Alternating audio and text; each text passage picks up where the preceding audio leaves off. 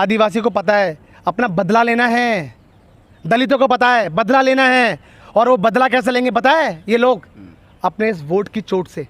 Central Vista ये लाशों के ढेर पे बना है, पता है आपको?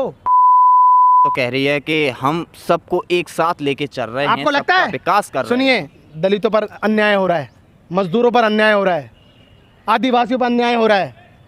अरे न्याय किस पे कर रहे हैं? ये अडानी और अंबानी पे कर रहे हैं क्या? मुद्दा यही उठता है कि 2024 में जिस तरीके से अभी हाल ही फिलहाल में जितनी भी खबर आ रही है, नरेंद्र मोदी जी को कांग्रेस का एक कार्यकर्ता हरा सकता है। समझो आप, कांग्रेस का एक सामान्य कार्यकर्ता वो हरा सकता है नरेंद्र मोदी को, क्योंकि नरेंद्र मोदी करेंगे बताऊं क्या बात? झूठ, झूठ पे झूठ, झूठ पे झूठ। मैं ये कर दूंगा, मैं वो कर दूंगा, मैं ये कर दूंगा। और कांग्रेस का एक कार्यकर्ता को पता है ये देश नफरत से नहीं चलेगा। कांग्रेस के कार्यकर्ता को पता है ये देश शिक्षा, रोजगार, महंगाई, भ्रष्टाचार को खत्म करने से, समझिए, डेवलपमेंट से चलेगा, इन चीज़ों से चलेगा। कांग्रेस का सामान्य कार्यकर्ता को पता है, कांग्रेस का कार्यकर्ता को पता है कि कांग्रेस ने इस देश को बनाया है। IIT, IIM जैसी चीज़ें बनाई है संस्था, समझिए। इन्होंने क्या बनाया भाई? इन्होंने शौचालय बनाए हैं। अब ये झूठ बोलते हैं हर हफ्ते में एक यूनिवर्सिटी बन रही है, हर हफ्ते में एक कॉलेज बन रहा है। अरे गूगल सर्च करते हैं जनता गूगल सर्च करती है। उन्हें पता है कि बीजेपी ने कितना काम किया है, नरेंद्र मोदी ने कितना काम किया है, सबको पता है। आप झूठ कितना बोल लो, झूठ झूठ झूठ झूठ झूठ कितना बोलोगे झूठ? अरे भाई, ये जनता ऑक्सीजन के बिना मर गई, समझिए। लोगों को घर पे बिठा दिया गया, मगर ये सेंट्रल विस्टा रुका नहीं, पता है आपको? निरंतर बनता रहा, काम चलता रहा इसके अंदर। सेंट्रल विस्टा ये लाशों के ढेर पे बना है, पता है आपको? अगर वो ये पैसा अगर उस वक्त जनता में लग जाता, जनता के ऑक्सीजन के लिए लग जाता ना, तो जनता हमारी कितनी बच सकती थी, समझिए। कितनी चीज़ें गिनाऊं मैं इनके 9 सालों के विनाश की। अरे ये GST क्यों लेकर आए भाई? कितने प्रकार के इन्होंने संशोधन किए GST में, क्यों लेकर आए GST? क्या ज़रूरत थी? उससे क्या मिला? अमीरों को 3% GST लगता है और गरीब 18% 25% GST देते हैं, पता है आपको? ये बात किसी को नहीं पता, समझिए। नोटबंदी से क्या फ़ायदा मिला? कौन सा भ्रष्टाचार खत्म हुआ? खुद का बनाया हुआ नोट बंद करना पड़ गया इनको। ये 70 सालों की बात करते हैं? अरे देश नहीं चला सकते, इन्होंने अपनी जेबें भर ली, स्विस बैंक में दबा के पैसा जमा कराया है। आप स्विस बैंक की डिटेल बताऊं? मैं बताऊं? स्विस बैंक की डिटेल बताता हूं। आज उस वक्त 90% से ज़्यादा बीजेपी के लोगों ने पैसा जमा कराया उसमें, समझो आप। पिछले 9 साल में अरे दबा के पैसा जमा हो रहा है, 90% पैसा जमा करा स्विस बैंक में। बिल्कुल लगा रहा हूँ, बोल रहा हूँ मैं। ये तो लिस्ट लेकर आए थे, समझिए। जिन लोगों का पैसा उसकी लिस्ट लेकर आए थे। कहाँ है लिस्ट?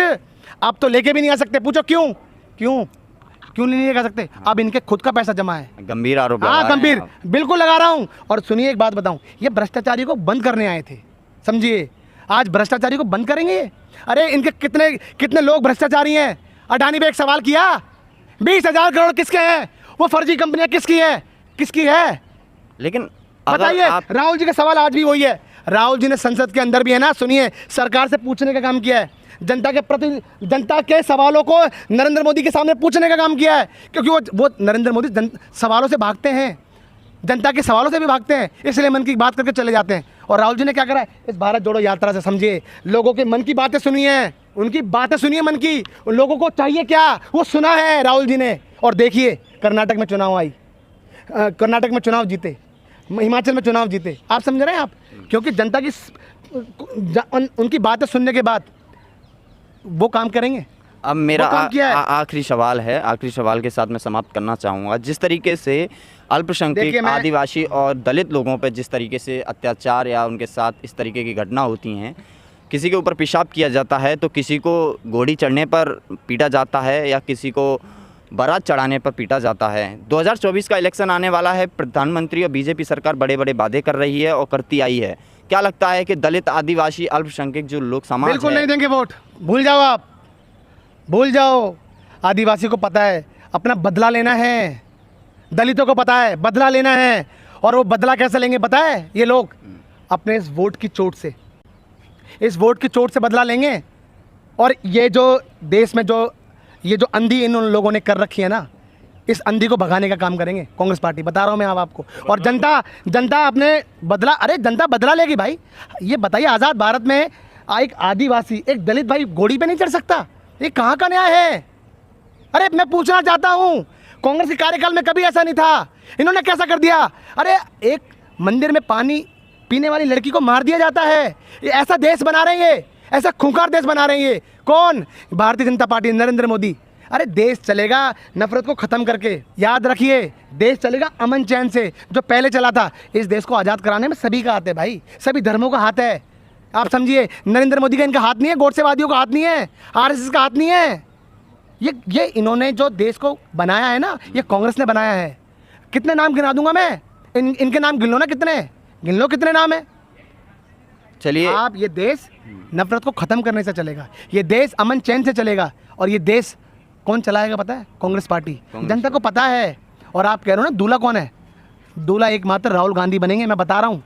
जनता को पता है और कितने तमाम पार्टियों को पता है कि भाई राहुल गांधी ही है जो बचा सकता है इस देश को। कांग्रेस पार्टी बचा सकती है इस देश को। और मैंने क्या कहा? नरेंद्र मोदी कोई नहीं है, हवा है, हवा। एक कांग्रेस का सामान्य कार्यकर्ता नरेंद्र मोदी को हरा सकता है, बता रहा हूँ मैं। राहुल गांधी तो एक बहुत बड़ी चीज़ है भाई साहब, विज़न है उनके पास। आप समझिए, वो बहुत सारे काम कर सकते हैं। ये देश को आज़ाद कराने के बाद समझिए गांधियों ने समझा इस देश को, वो आगे ले। अरे यार, शहादत दी है भाई। राजीव जी के बारे में पढ़ा है आप लोगों ने? हैं? आप सोचिए, इस देश की खातिर चिथड़े उड़े हैं। आप राहुल जी से पूछेंगे कि आपने देश के लिए क्या करा है? गांधी ने, इंदिरा जी ने गोलियां खाई है देश के लिए, समझिए। आप उनसे पूछोगे आपका क्या मरा है? एक चींटी मरी है क्या कोई बीजेपी की? बताइए, मैं पूछना चाहता हूँ। इसलिए मैं कहना चाहता हूँ, जनता को पता है कि ये देश अब नफरत को ख़त्म करने से चलेगा, हिंदू मुस्लिम को ख़त्म करने से चलेगा। भाई इस देश में अमन चैन रहना चाहिए। इस देश में सभी धर्मों का अधिकार है, सभी अपने अपने मजहब से पूजा करनी चाहिए। आपको कोई अधिकार नहीं है कि आपको पूजा ऐसे करनी है, वैसे करनी है, आपको नमाज यहाँ पढ़नी है, नहीं पढ़नी है, ऐसा कोई अधिकार नहीं है। सबको अपना अधिकार है। तो ये मध्य प्रदेश की जो घटना हुई है, प्रवेश शुक्ला ने एक आदिवासी के ऊपर जो टॉयलेट की है, तो इससे इफेक्ट पड़ने वाला है क्या? बिल्कुल इफेक्ट पड़ने वाला है। शिवराज सिंह, उनको बोल दो, शिवराज सिंह को, हालांकि सुन भी रहे होंगे, वो कुछ नहीं कर सकते। अब उनको बोलो कि देश छोड़ के चले जाएं। पैर धो के अरे भाई, आप बताइए, एक हाथ से आप चाकू मार दो हैं और दूसरे हाथ से उनको बोलो उनको हॉस्पिटल में एडमिट करा दो, ये सही है? क्या बात कर रहे हो आप? आपके लोग क्या करते हो और आप क्या करते हो? कुछ नहीं मिलने वाला इन चीज़ों से, याद रखिए, कुछ नहीं मिलने वाला। और ये जनता को पता है, आप कितने हथकंडे कर लो, कितना झूठ परोस लो, कितना कुछ कर लो, कुछ नहीं होने वाला।